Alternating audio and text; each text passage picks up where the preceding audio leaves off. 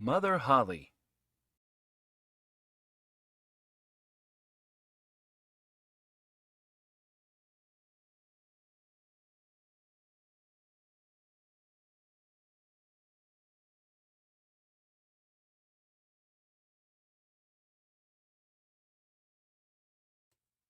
Once long ago and far away lived a woman with two daughters.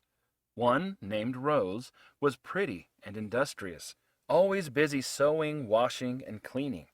The other, named Blanche, was mean and lazy, always busy complaining, whining, and objecting. But strangely enough, the woman loved Blanche, her own daughter, better, and she so disliked Rose, her stepdaughter, that she forced her to be the drudge of the house. Rose's father could do nothing about this sorry state of affairs. From the first ray of the sun until the first star of evening he toiled, trying to satisfy all his wife's and stepdaughter's extravagant demands. Every day Rose had to sit by the well near the high road and spin until her fingers bled. Now it happened one day that a drop of blood fell on the spindle. Rose dipped the spindle into the well to wash it, but it slipped out of her hand and fell in. Then she began to cry, and she ran to her stepmother, who raged and said, "You let the spindle fall in, so you must go and fetch it out." The poor girl went back to the well, and not knowing how else to solve her problem, jumped down the well after the spindle. Now this was no ordinary well, so Rose did not drown. Rather, she knew nothing until she awoke lying in a meadow with the sun shining brightly and thousands of beautiful flowers around her.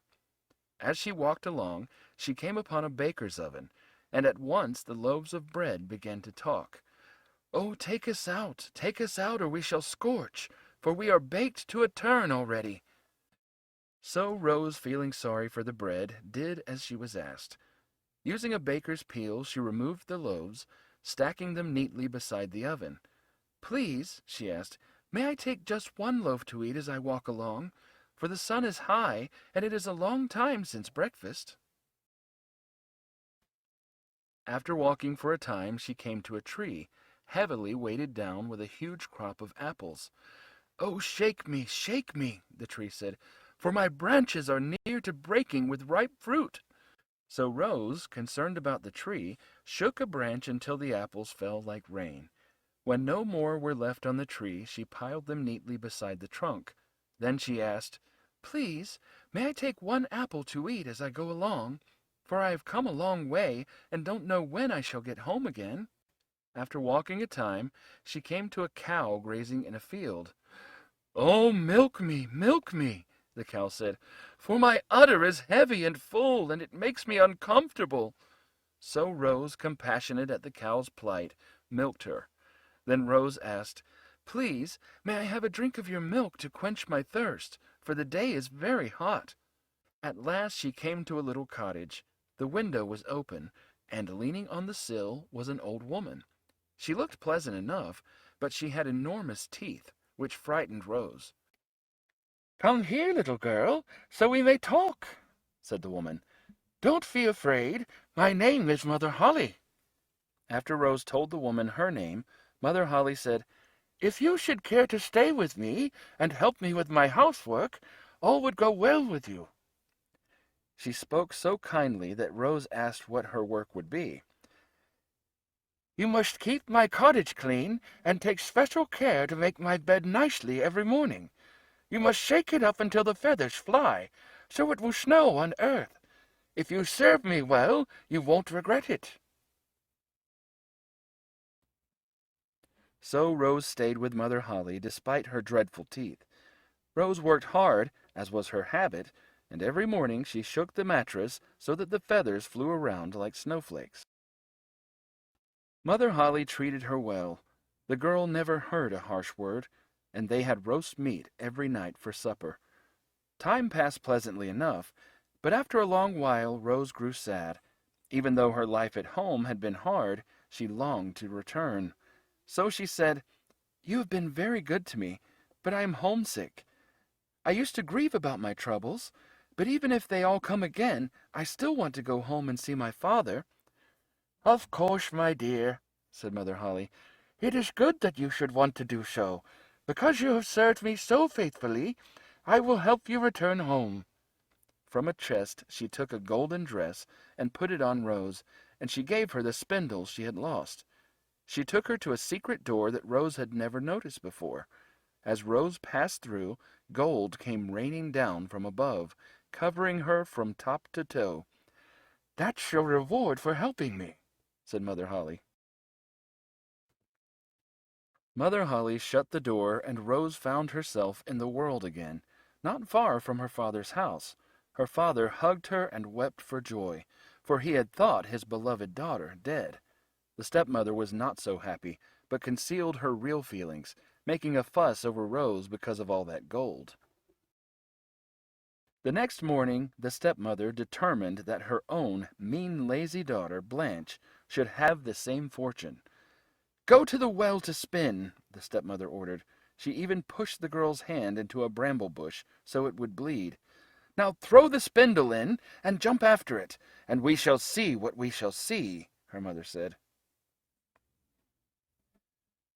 Blanche awakened in the same meadow as her sister had.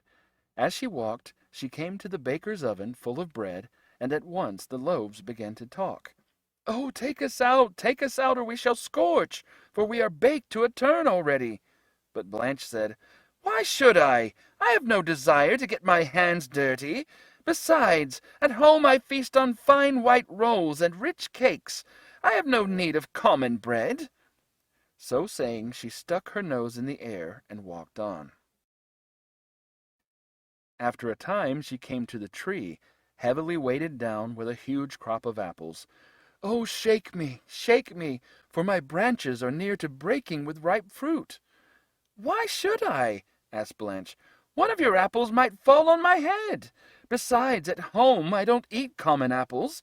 I insist upon sweet oranges and luscious grapes."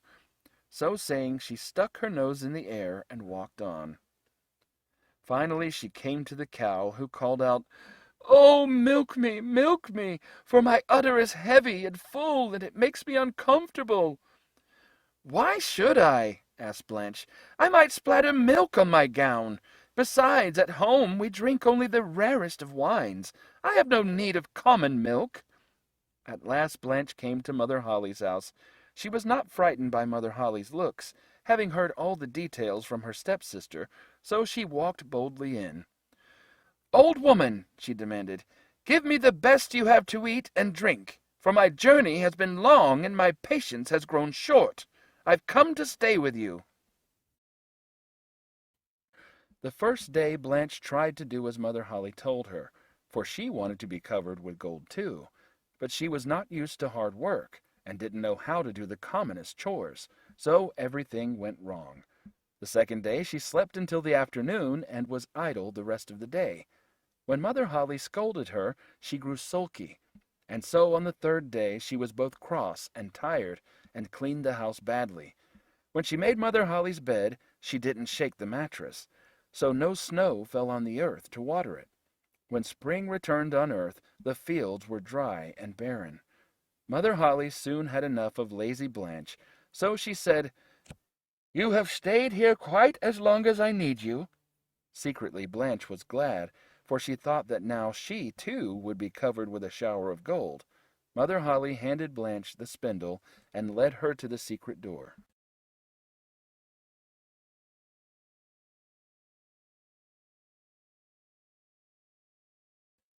But as Blanche passed through, a tumble of prickles and briars and brambles fell on her. "That's your reward for serving me as you've done," said Mother Holly. She shut the door, and Blanche found herself in the world again, near home. She was not shimmering with precious gold, but covered all over with barbs and bristles and burrs. When her mother saw her, she shrieked and scolded. She thrust the girl into a tub of hot water, and together they scrubbed until they had worn out their scrubbing brushes. But the stubborn thorns stuck to Blanche. She could neither sit nor lie down in comfort, and made everybody miserable with her. When she went into the village, the people mocked the spiny girl. Bringing even greater remorse to her mother, who knew it was her greed that had brought her daughter to this sad state. Things went on this way until Rose took pity on the unhappy pair. "Let us return to Mother Holly. Perhaps she will agree to help us," she said. Holding hands, Rose and Blanche jumped into the well together, and when they awoke, they were lying in the meadow side by side. Mother Holly was once again leaning on her window-sill, and she listened as Rose told of her idea. "You may stay," she responded, "providing you follow your plan." So the next morning, Rose showed Blanche how to scrub the kitchen floor, dust the dining room chairs, and wash the bedroom curtains. It was all new to Blanche, and she grumbled a lot at the beginning, but by the end of the day one of the prickles had fallen out. On the second day, Rose showed Blanche how to tidy up the pantry, fluff up the settle cushions, and shake the feather bed. Blanche complained less, and several of the brambles fell to the floor. On the third day, Blanche learned how to hoe the garden carrots, gather the eggs, and whitewash the pigsty. In the process, a trail of briars fell off behind her. At last, Mother Holly said, "You've stayed here as long as you need to," and led the girls to the secret door. "Let me reward you as you deserve." Blanche and Rose walked through and awoke in the field near their father's house, one as golden as the other. When the two arrived home, their father and mother rejoiced over their safe return. Seeing her daughter greatly changed, the mother set her and Rose to task together. Though Blanche was sometimes tempted to complain, her relieved mother would not allow it. Rose was delighted to be home and to have an amiable companion to help with the work. Now her father could return to his fields without worry, and so the family prospered.